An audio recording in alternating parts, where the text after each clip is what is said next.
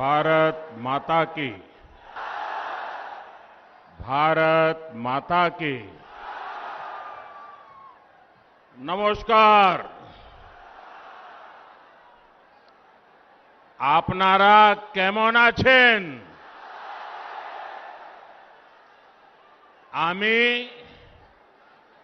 এই রাঙ্গামাটির দেশে পা রেখে নিজেকে অনেক ভাগ্যশালী মনে করছি।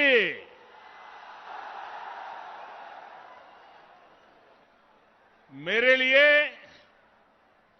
ये बहुत सुखद है कि आज जब देश आजादी का अमृतोत्सव मना रहा है, तब मैं जंगल महल की इस पवित्र धरती पर आने का मुझे सौभाग्य मिला है। ऋषि निवारण चंद्र, मानभूम केसरी अतुल चंद्र घोष, मानभूम जननी लावण्या प्रभा घोष की इस कर्मभूमि को मेरा शत शत प्रणाम। भगवान बिरसा मुंडा, सिद्धू कान्हा, पंडित रघुनाथ मुर्मू, अनेक वीर ऐसे राष्ट्र नायकों को मैं आज आदरपूर्वक नमन करता हूं, उन महापुरुषों को वंदन करता हूं। ये धरती भगवान राम और मां सीता के वनवास की भी साक्षी रही है। ये ऐसी धरती है जहां अयोध्या पर्वत है, सीता कुंड है। इतना ही नहीं, अयोध्या नाम से ग्राम पंचायत भी है। कहते हैं कि वनवास के दौरान जब मां सीता को प्यास लगी थी तो राम जी ने जमीन पर बाण मारकर पानी की धारा निकाल दी थी। सोचिए, तब पुरलिया में भूजल की क्या स्थिति रही होगी।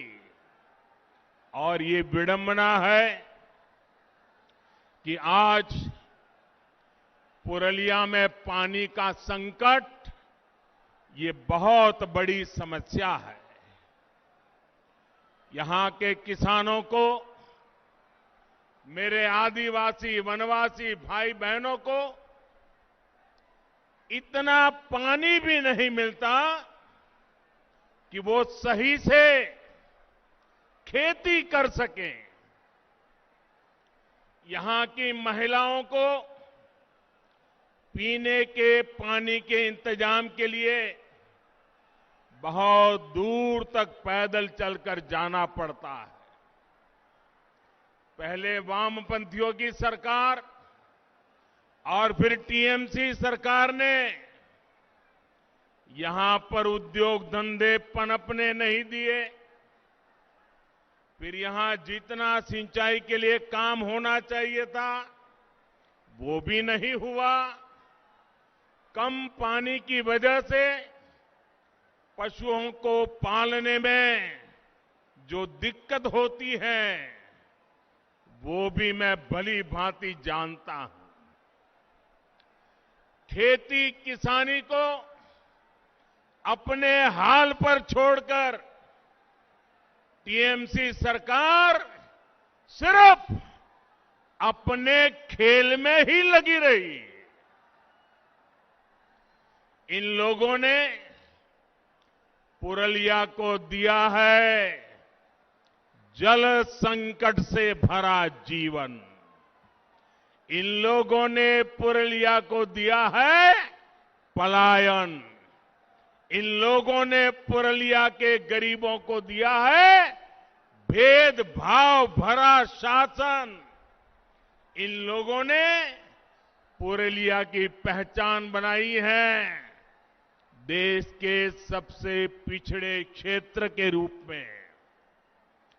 ये लोग कैसे काम करते हैं, इसका बहुत बड़ा उदाहरण है Purulia piped water supply project. 8 साल हो गए, ये अब तक अधूरा पड़ा है। साहेब बांध सरोवर की स्थिति भी आपके सामने है। यहां के किसानों को, यहां के लोगों को इसका जवाब कौन देगा दीदी?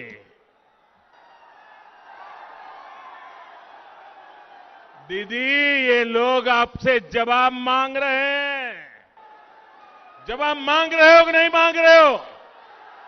दीदी ने जवाब देना चाहिए कि नहीं देना चाहिए? दीदी ने अपना काम का हिसाब देना चाहिए कि नहीं देना चाहिए? अरे दीदी,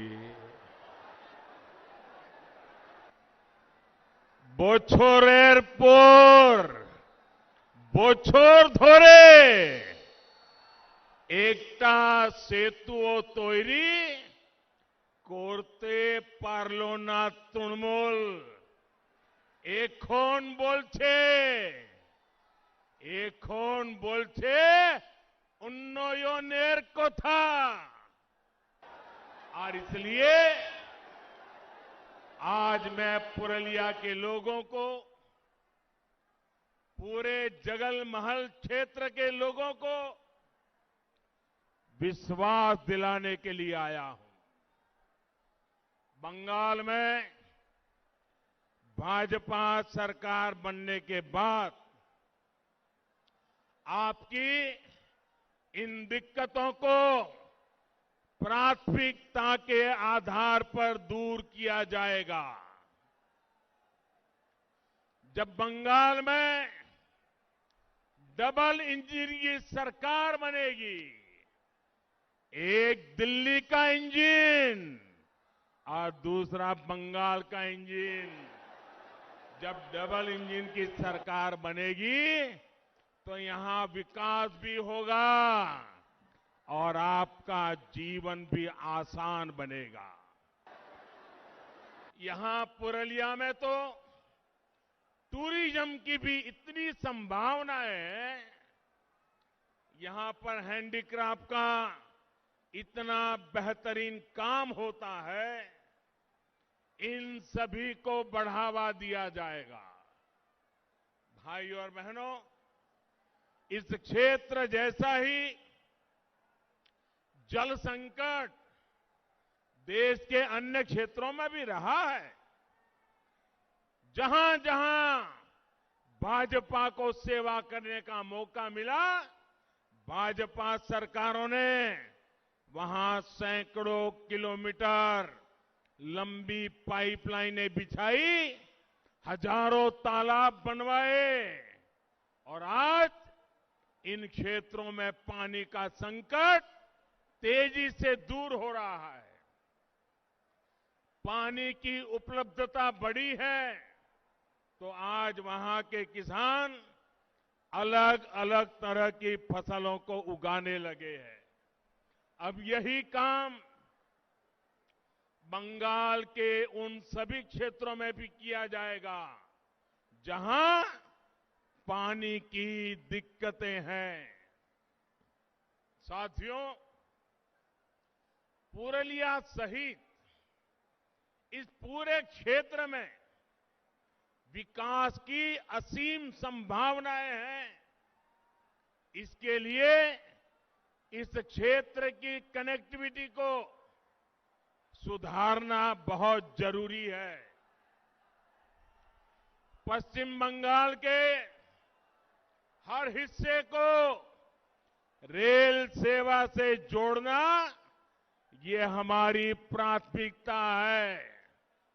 इस समय पश्चिम बंगाल के अलग अलग हिस्सों में करीब 50,000 करोड़ रुपए के प्रोजेक्ट के लिए स्वीकृति दे दी गई है। पूर्वी भारत के विकास को नई बुलंदी देने का सामर्थ्य रखने वाले ईस्टर्न डेडिकेटेड फ्रेट कॉरिडोर का एक सेक्शन शुरू भी हो चुका है। 2 मई के बाद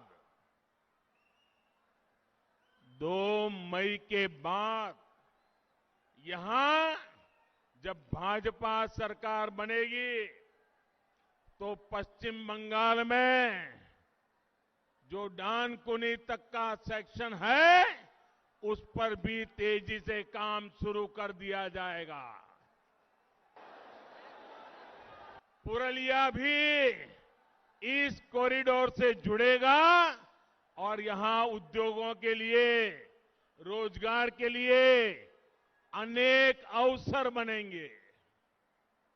रेल के अलावा रोड कनेक्टिविटी को भी सशक्त किया जा रहा है। इस वर्ष के केंद्र सरकार के बजट में पश्चिम बंगाल में हाईवे का सिस्टम मजबूत करने के लिए हजारों करोड़ रुपयों की भी विशेष व्यवस्था की गई है। साथियों, 2 मई के बाद जब यहां भाजपा सरकार बनेगी तो पुरलिया सहित इस पूरे क्षेत्र में ऐसी व्यवस्थाएं बनाई जाएगी ताकि लोगों को पलायन के लिए मजबूर न होना पड़े।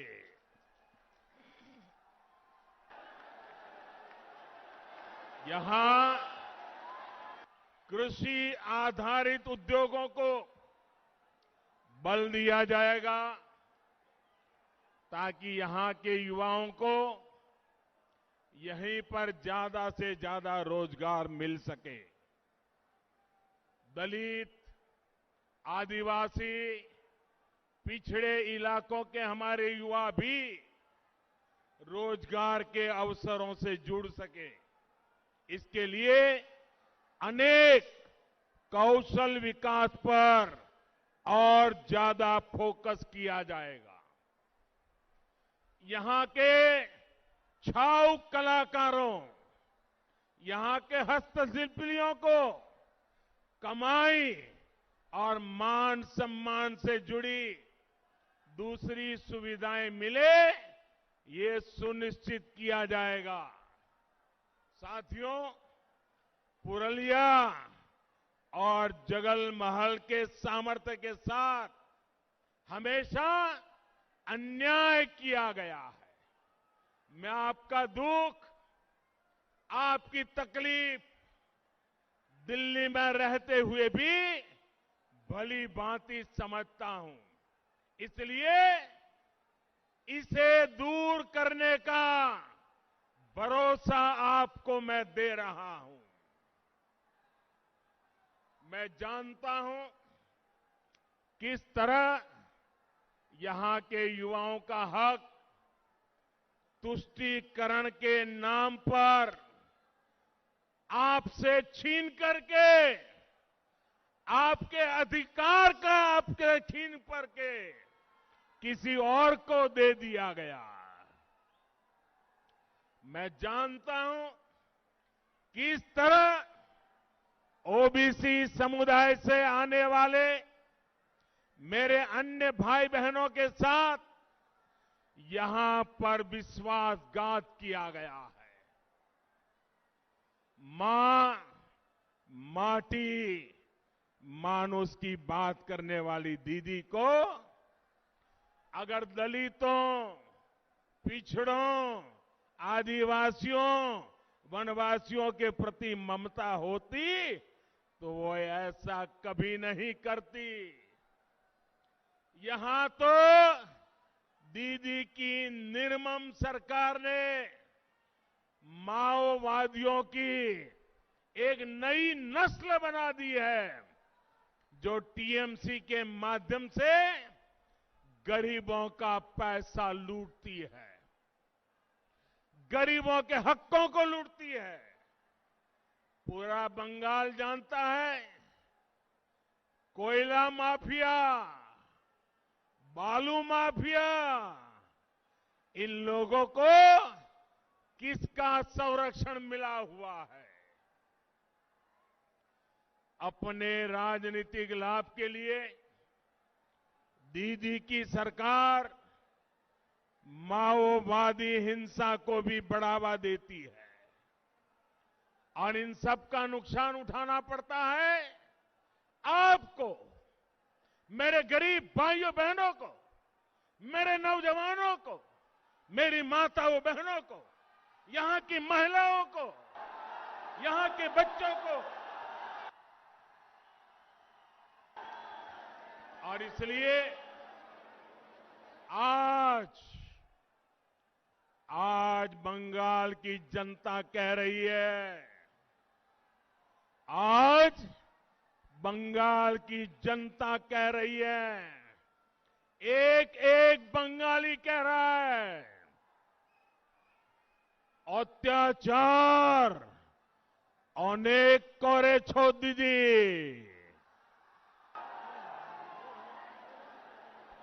ভয় দেখানোই তোমার অস্ত্র,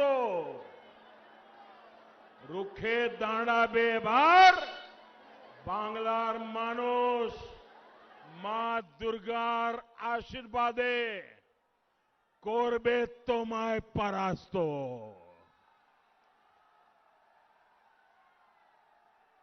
भाई और बहनों, आपका ये उत्साह दिखा रहा है कि टीएमसी की पराजय तय है।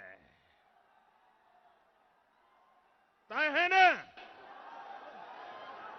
तय है ना? इस बार बंगाल में सिंडिकेट वालों की पराजय होगी। इस बार बंगाल के चुनाव में कटमनी वालों की पराजय होगी। इस बार बंगाल के चुनाव में तोलबाजों की पराजय होगी। पश्चिम बंगाल में टीएमसी के दिन अब गिनती के ही रह गए हैं और ये बात ममता दीदी भी अच्छी तरह समझ रही है और इसलिए वो कह रही है, खेला होवे, खेला होवे। जब जनता की सेवा की प्रतिबद्धता हो, जब बंगाल के विकास के लिए दिन रात एक करने का संकल्प हो, तो दीदी खेला नहीं खेला जाता, दीदी खेला नहीं खेला जाता। और इसलिए दीदी बोले खेला होवे, बीजेपी बोले चाकरी होवे। दीदी बोले खेला होवे, बीजेपी बोले विकास होवे। दीदी बोले खेला होवे, बीजेपी बोले शिक्षा होवे। दीदी बोले खेला होवे, बीजेपी बोले महिलादेर उत्थान होवे। दीदी बोले खेला होवे, बीजेपी बोले যুব শক্তির সম্পূর্ণ বিকাশ হবে। দিদি বলে খেলা হবে, বিজেপি বলে সবার পাকা বাড়ি হবে। दीदी बोले खेला হবে বিজেপি बोले प्रत्येक घरे कल হবে और कले পরিষ্কার জল হবে। दीदी बोले खेला হবে বিজেপি बोले ग्रामे ग्रामे জন সুবিধা হবে। दीदी बोलें खेला होवे बीजेपी बोले अस्पताल होवे। दीदी बोले खेला होवे बीजेपी बोले स्कूल होवे। दीदी स्कूल होवे। दीदी ओ दीदी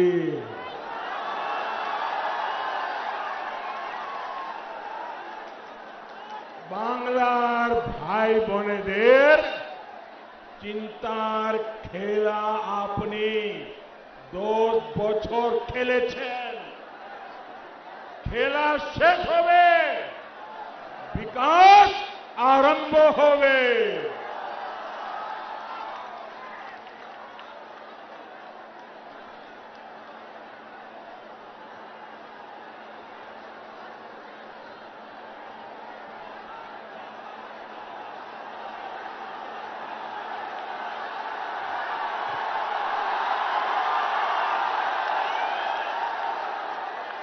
आपका ये प्यार, आपका ये आशीर्वाद, ये बंगाल का मिजाज है। साथियों,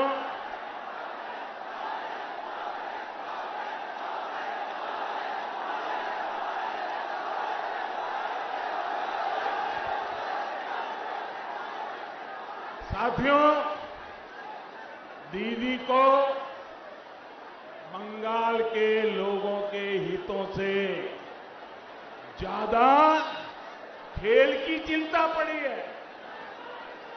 लेकिन दीदी ये भूल रही है कि इस बार खुद बंगाल की जनता उनके विरोध में खड़ी है। 10 साल का विश्वासघात,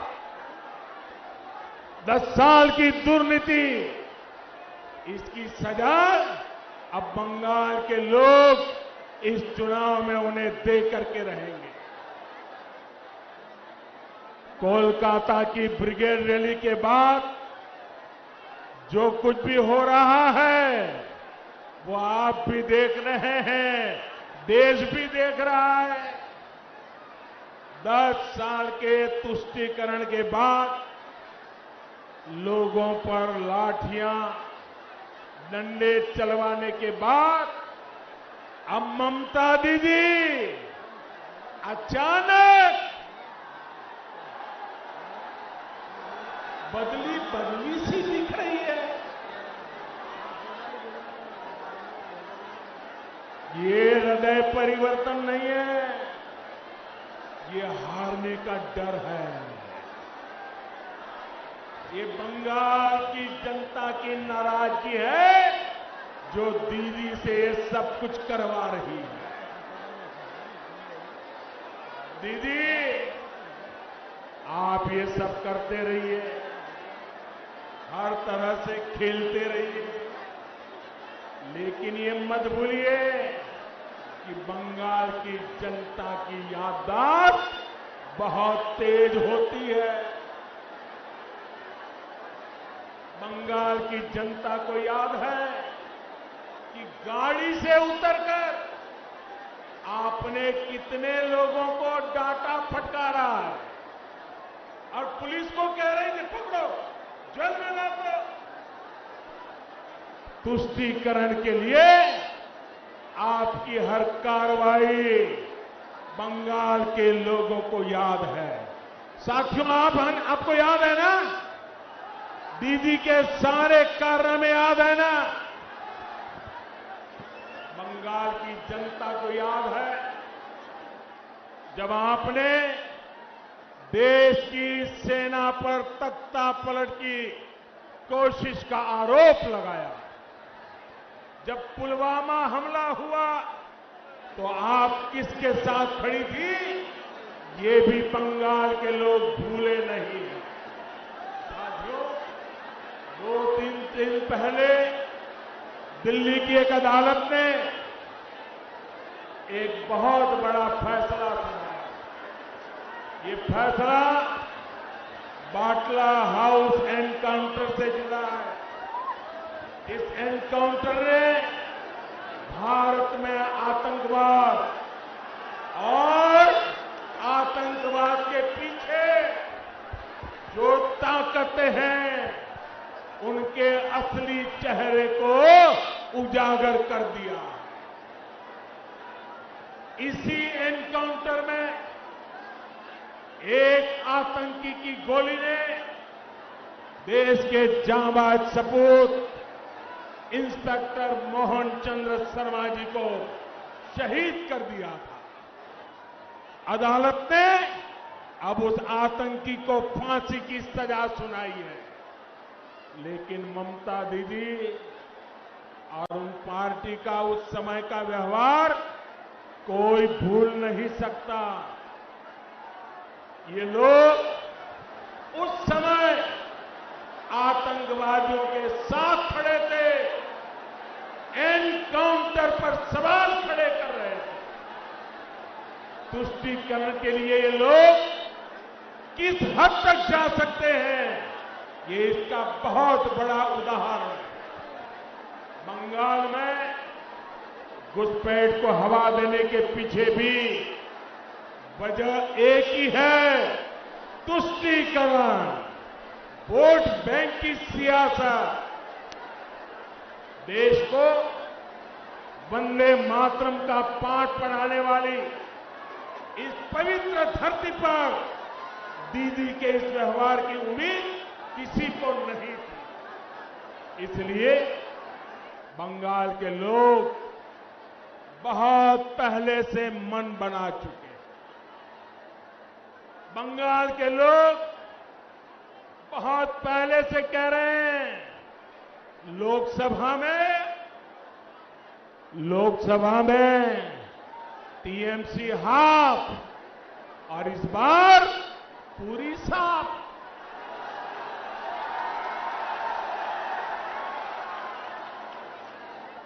लोगों का ये इरादा देख दीदी अपनी खींच मुझ पर निकाल रही है।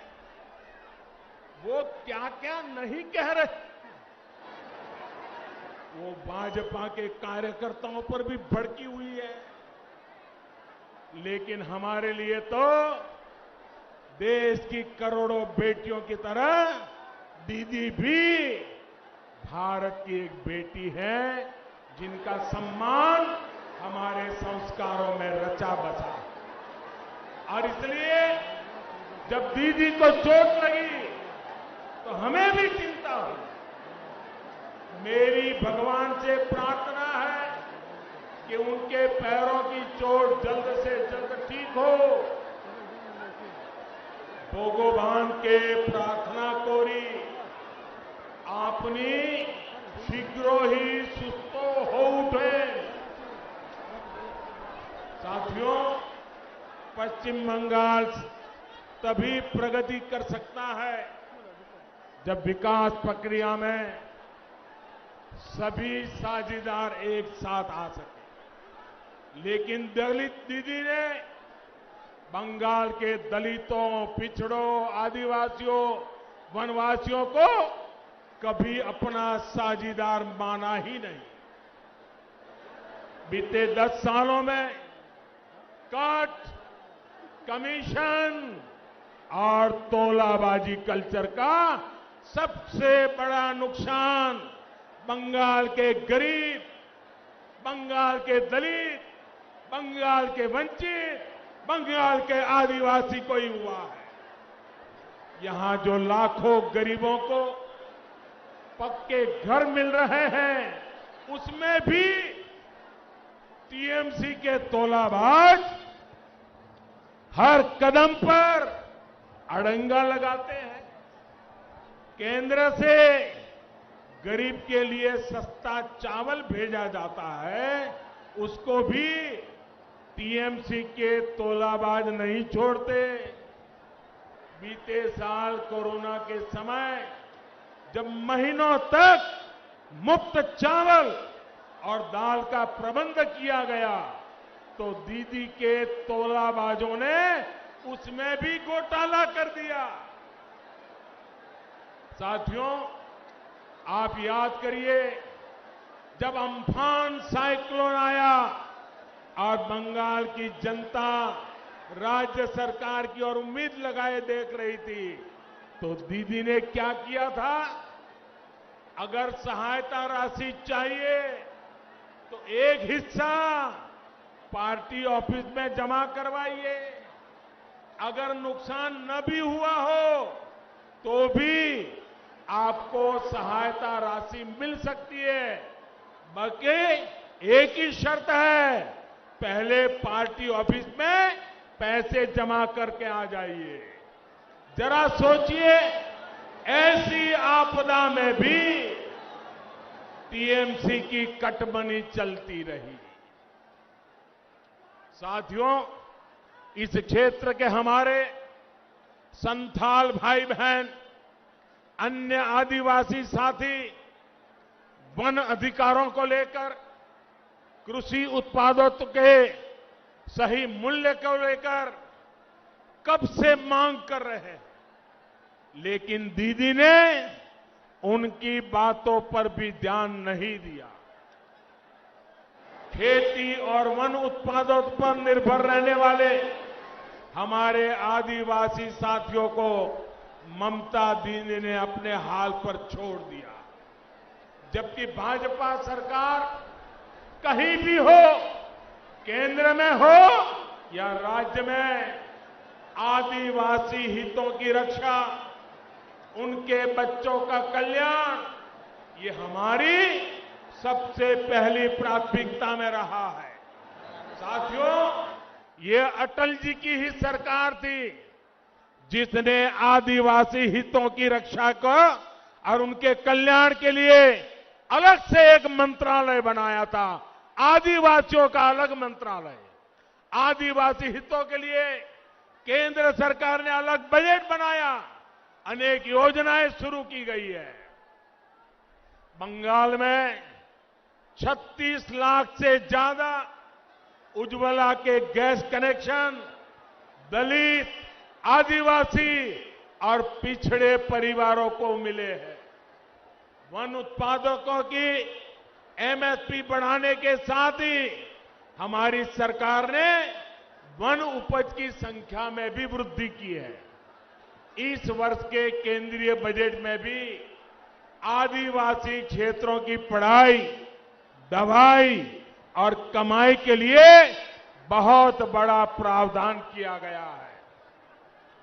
केंद्र सरकार ने दलित परिवारों, एससी परिवारों के बच्चों को पढ़ाई और कमाई के बेहतर अवसर देने के लिए आर्थिक मदद बहुत ज्यादा बढ़ाई है।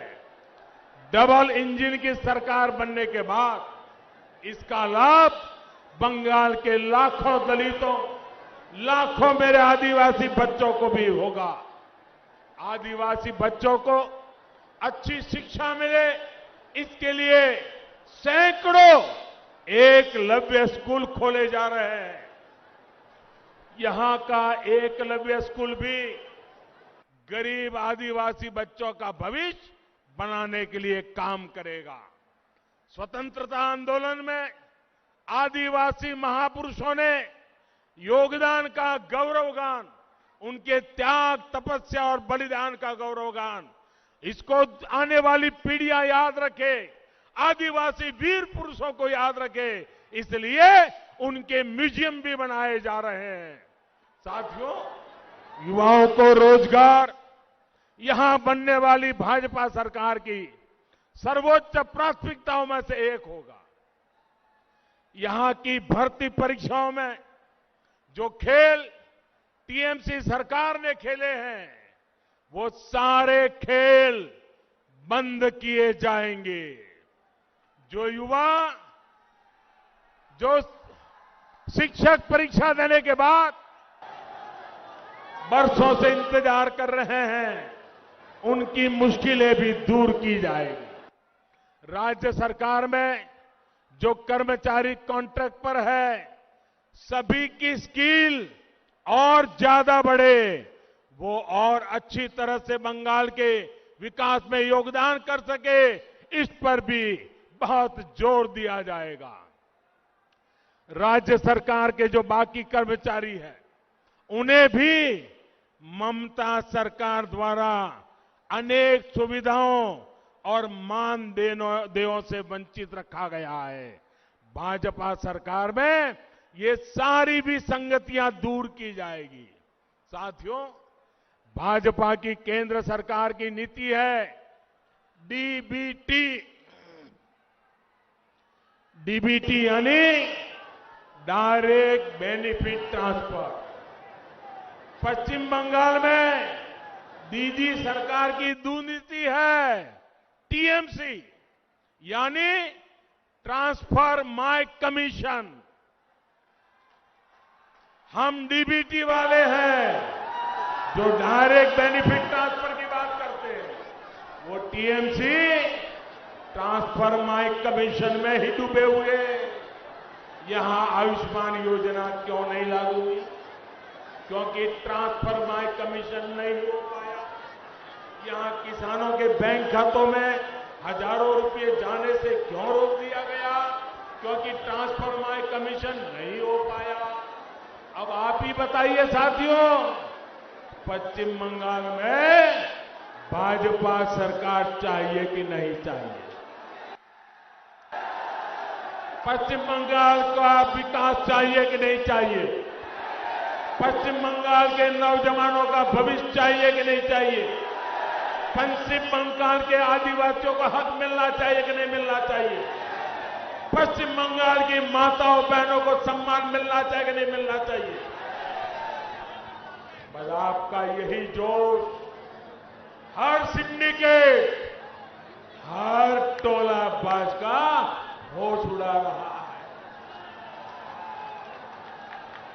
और इसलिए दीदी को आपके जनधन बैंक खातों से डर लगता है।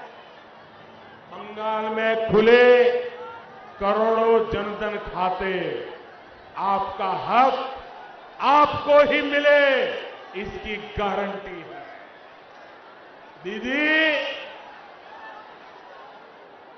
दीदी दीदी चांद चोरीर खेला चलते थाको, आमरा चाहिए खेला शेष हो।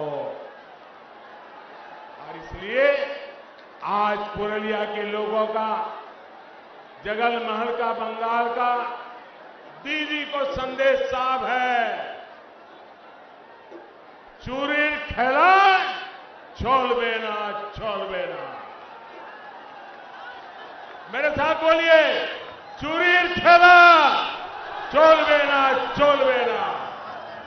चूरीर खेला, चूरीर खेला, चूरीर खेला। अरे दोनों हाथ ऊपर करके पूरी ताकत से बोलिए, चूरीर खेला, चूरीर खेला। साथियों, आपकी ये गर्जना बताती है कि दीदी सरकार जाने का काउंटडाउन शुरू हो चुका है। अब बंगाल के भ्रष्टाचार से, कुशासन से मुक्त होने का समय आ गया है। क्या हालत बना दी है दीदी ने बंगाल की। क्राइम है, क्रिमिनल है, लेकिन जेल में नहीं है। माफिया है, घुसपैठिए हैं, लेकिन खुलेआम घूम रहे हैं। सिंडिकेट है, स्कैम है, लेकिन कार्रवाई नहीं होती है। साथियों, आज मुझे वो परिवार आशीर्वाद देने आए हैं जिन्होंने दीदी के अत्याचारों को सहा है किसी ने अपने को खोया है, परिवार के लोग शहीद हो गए हैं। ये पुरलिया के वो परिवार है जिन्हें दीदी के विरोध की सजा दी गई, फांसी पर लटका दिया गया। इनके परिवार के नौजवानों को फांसी पर लटका दिया गया, गोलियां मार करके निर्ममता से हत्या कर दी गई। खुलेआम ये धमकी दी गई कि बीजेपी का साथ दोगे तो यही होगा। ये किस तरह का राज चला रही हैं आप दीदी? अभी कल रात ही 24 उत्तर परगना में कई जगहों पर बमबाजी हुई है, बम फेंके गए हैं, बीजेपी कार्यकर्ताओं को निशाना बनाया गया है। ये स्थिति ठीक नहीं है। ये बदले की, ये हिंसा, ये अत्याचार, ये माफिया राज और नहीं चलेगा। मैं स्थानीय प्रशासन से भी कहूंगा, बंगाल की पुलिस से आग्रह करूंगा, संविधान को सर्वोपरि रखे, लोकतंत्र को सर्वोपरि रखे।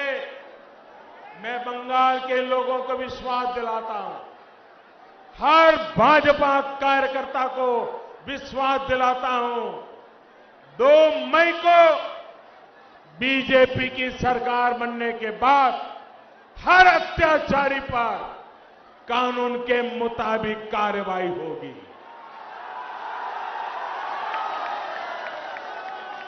बीजेपी की सरकार में कानून का राज फिर से स्थापित किया जाएगा। क्रिमिनल, माफिया और भ्रष्टाचारी को कानून जेल के हवाले करके रहेगा। मेरे प्यारे भाइयों बहनों, हमारे लिए जनता जनार्दन ही ईश्वर का रूप है। 130 करोड़ देशवासी, यही हमारे परमात्मा है। उनकी प्रतिष्ठा, उनका पराक्रम, उनकी सेवा के लिए हम जी जान से जुटे हैं। हम रामकृष्ण परमहंस की सीख को जीवन में उतारने वाले रामकृष्ण परमहंस देव ने कहा था, जीव में ही शिव को देखो। हम जीव में ही शिव को देख करके 130 करोड़ देवता रूप देशवासियों की सेवा करने में लगे हुए हैं। हम सबको मिलकर गुरुदेव रविंद्रनाथ ठाकुर, नेताजी सुभाष चंद्र बोस, स्वामी विवेकानंद जैसे महान व्यक्तित्वों के सपनों को, उन सपनों को साकार करते हुए सोनार बांग्ला का फिर से निर्माण करना है। वो सोनार बांग्ला जहां बंगाल के स्वर्णिम गौरव का समावेश होगा और आत्मनिर्भर का सामर्थ्य होगा। वो सोनार बांग्ला जहां हर गरीब, मजदूर, आदिवासी, किसान भाई बंधु एक सम्मानित जीवन जिए। वो सोनार बांग्ला जहां की मां, बहन, बेटी सब सुरक्षित और भय मुक्त रहे। वो सोनार बांग्ला जहां के युवाओं के पास शिक्षा और रोजगार के भरपूर अवसर हो। वो सोनार बांग्ला जहां उद्योगों की कोई कमी न हो। वो सोनार बांग्ला जहां तोलाबाजी, कटमनी, सिंडिकेट जैसे भ्रष्टाचार के लिए कोई जगह न हो। वो सोनार बांग्ला जहां गुंडे, अपराधी, उग्रवादियों की जगह जेल में हो, सड़कों पर न हो। वो सोनार बांग्ला जहां सबके पास एक आवास हो, हर घर सब जाल पहुंचे, आयुष्मान भारत का साथ रहे। आज पूरा बंगाल हमारी भारतीय जनता पार्टी के साथ मिलकर इसी सोनार बांग्ला के पुनर्निर्माण के लिए संकल्पबद्ध है। मैं देख रहा हूं बंगाल की यह धरती सोनार बांग्ला का अब और इंतजार नहीं कर सकती। इसलिए अब यह तय हो गया है 2 मई 2 मई दीदी जाच्छे 2 मई दीदी 2 मई दीदी जाच्छे 2 मई दीदी जाच्छे 2 मई दीदी যাচ্ছে আসল পরিবর্তন আছে আসল পরিবর্তন আছে इस बार भय नहीं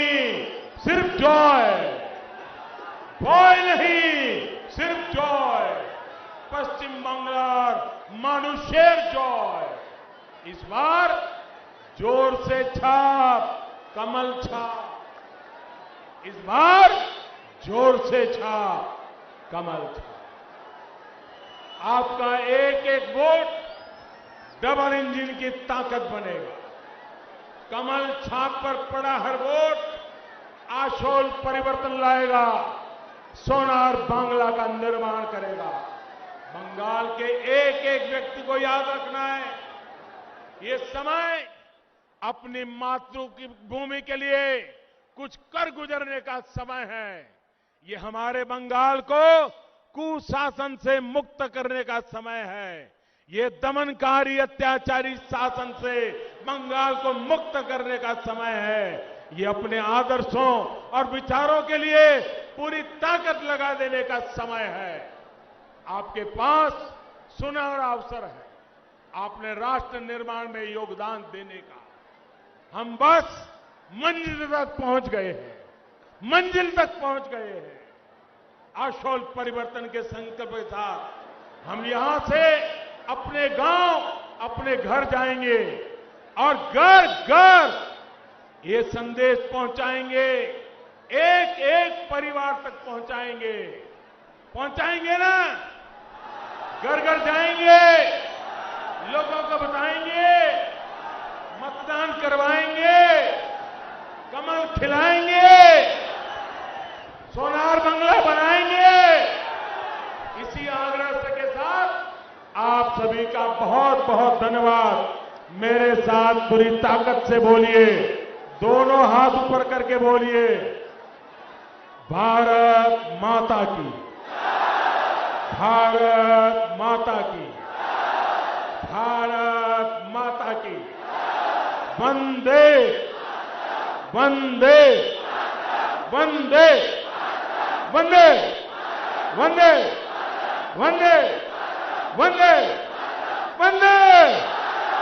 बहुत बहुत धन्यवाद।